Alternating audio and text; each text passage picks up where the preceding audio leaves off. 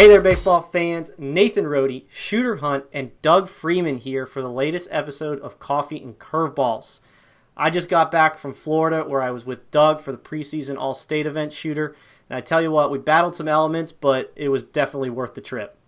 Yeah, I mean, watching from afar where we have events going on all around the country, but the premier event for this weekend is down in Florida. It kicks off the year in the Sunshine State. One of my favorite events to go to the past couple of years because the talent in all the classes is elite, not to mention the MLB draft guys. Mm-hmm. Yeah, Doug, obviously, like I say, we battled some elements. It was cold for you guys in Florida. Trust me, I was a little chilly myself. The cold is different down there. But then the rain didn't really help us on Sunday. Mm-hmm. But even still, I'm sure you're pretty excited with the players that came through there. Yeah, no doubt. And everything's a little bit different down here in Florida, so we'll embrace that all the way around. But the players were fantastic. I mean, no matter hot, cold, snow, rain, that talent's going to play pretty well all day, every day, whether we were indoors or outdoors or wherever we were. So we were able to get the position stuff in on Saturday and see some of those guys move around, and got a lot of athletes and a lot of guys with a lot of high-end talent and guys to watch for the future too. Excellent. Yeah, as always with any event that we have with PBR, you'll be able to follow along with a ton of content from the state. So Doug, Phil Kerber, you guys are going to have a lot of content rolling out in the coming days about the preseason All-State. We wanted to touch on a couple of highlights today, one being Hunter Barco making his first appearance of 2019.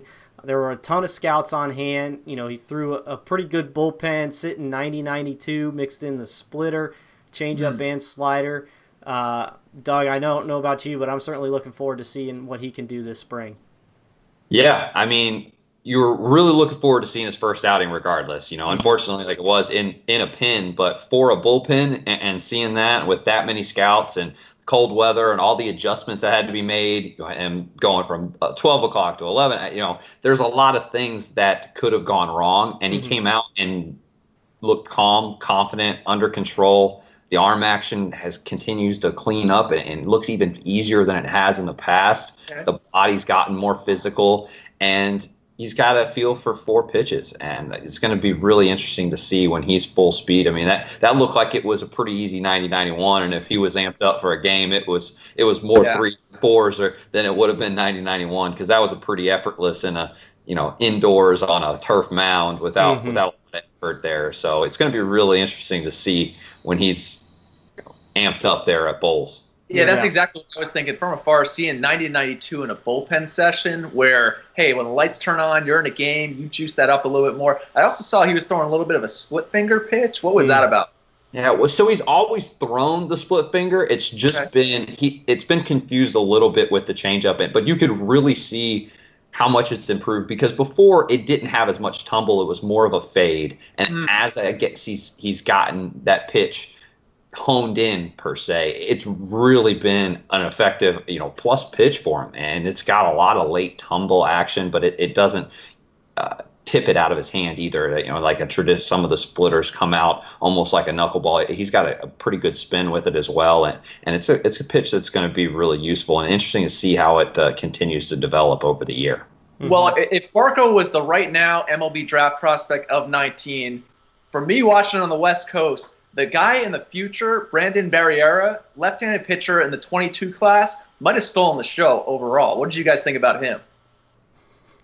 Yeah, well, I mean, it's hard to. There's not a lot of words there. I mean, you've got to say we got the number 1 left-hander in the 2019 class to start the day, and we had the number 1 left-hander in the 2022 class to end the day. So if that doesn't sum up kind of how the event was and the event went, I don't know what else does. But the fact that he's the number 2 player in the state, and him coming out being 86, 87, bumping 88 with a slider and a changeup and athletic, Elijah Green's going to have a lot to live up to. We're going to get a chance to see him at the preseason classic and see him some this spring. But man, that was, you talk about impressive bullpens. I don't know a lot of times I've had an opportunity to see, just watching him play catch in the cage next to us. I was like, wow. Yeah, even Rohde loved it. Rohde, what'd you see from him? So, I mean, Doug said it right there. I knew the name going in because you guys had mentioned him to me that I had to keep an eye on him. And he threw about 2 throws, in the bullpen out of the corner of my eye. And I was like, okay, I'm pretty sure I'm in.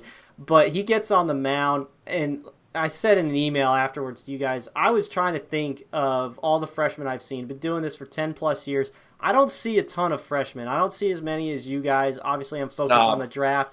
And the freshmen, too, for me, it's like they're so far away. They're so young. I don't want to put undue pressure on them. But his name, what I saw in that bullpen, goes into the conversation with a few other freshmen that I've seen in the last 10 years that I'm never going to forget the first time seeing them. I'll never forget the first time I saw Lance McCullers, 88-90 with an absolute hammer of a curveball before he had thrown a varsity pitch. I'll never forget the first time I saw Bryce Terang with Team USA. The same goes for Mickey Moniak. Again, I'm never going to forget the first time I saw Brandon Barriera. It was loose, it was athletic, it was confident, he was poised. If he went out there and I didn't know who he was and he stepped on the mound and thrown, I'd have been like, yeah, he could be a senior. I mean, he looks the part. It's athletic frame. The only thing that told me that he was a freshman was, one, he still has braces on. He's pretty young in the face, so when you get up close, you can tell he's young. And two, was the roster said 2022. Everything else about him, the poise, the stuff, said this guy is advanced. Yeah, it was impressive. And the good thing about him, too, is where he's advanced right now, he's in Florida, so it's not like he has to be the dude of dudes every time he goes out and throw a complete perfect game.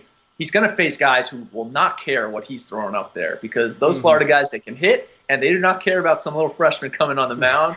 So it'll give him a chance to get even better over the course of the next 4 years. It's going to be a lot of fun to watch him. No doubt. And we say he's advanced, but he's projectable as well. Like, it's not like we're looking at a guy that's 86 to 88 and is going to be like that for the next few years. He's going to fill out. He's going to get stronger. He's going to get better. I mean, I can't wait to see him again and see how he develops over the next 4 years. So, but Doug, like we said, this event kind of kicks things off for Florida. The season is starting soon. You guys have been counting down the top 25 teams in the state on your site. You're moving into the top 5 this week, so we're going to let that countdown kind of come out. We don't want you to give anything away, but tell us, who are some teams that we really should be watching this spring as kind of the big-time contenders, and what are some other things that we should be on the lookout for? Yeah, well, I'd be remiss if I don't mention IMG Academy with Brendan Malone transferring there and Reese Hines and Joshua. I mean, we can have a whole coffee and curveballs on IMG with what we had this season. Yeah, and with preseason classic, it may end up being the IMG TNXL talk of the day, but they've got talent all the way through the lineup on the mound. But a team that I'll be looking for is a team that struggled early last year. They have talent. They're essentially University of Miami's JV team. Seemingly, they've got 8 or 9 recruits. It's Pace down in Miami. They've got Michael Montez and you've got all kinds of. The talent level there on the junior side. Those guys got a lot of experience last year, and they were a slightly better than 500 team about 3/4 of the way through the season until they finally started to click. They ended up, being state runner-up with mostly sophomores.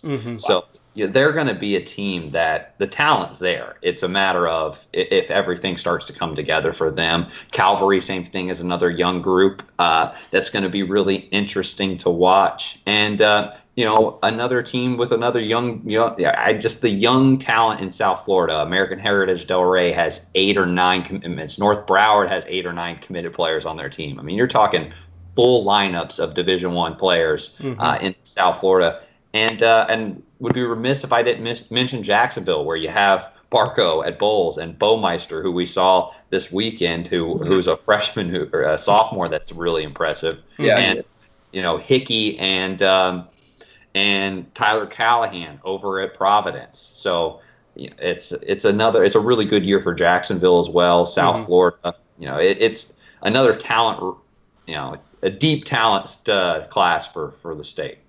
Yeah, it sure is. So we certainly look forward to following your coverage throughout the spring. You and Phil Kerber getting that state on lockdown. So as always, be sure to go to prepbaseballreport.com. Like we said, we've got information coming out on the preseason All-State event. Lots to look at besides Hunter Barco and Brandon Barriera, but also coming up in Florida in just a few weeks, We've got the preseason classic again. You guys put on that event last year, and it was awesome, loaded with pitching. This year is going to be no different with TNXL, IMG Academy, and a lot of those teams coming in, as well as a couple of junior colleges coming in to play each other. So lots of draft talent in that one to be seen, as well as the underclassmen. So be sure to be on the lookout for that. But Doug, really appreciate you joining us today, man. Thanks, fellas. Doug, awesome stuff. Love that. There we go. Excellent. Well, for Doug Freeman and Shooter Hunt, I'm Nathan Rohde. This was Coffee and Curveballs. And until next time, we'll see you guys at the ballpark.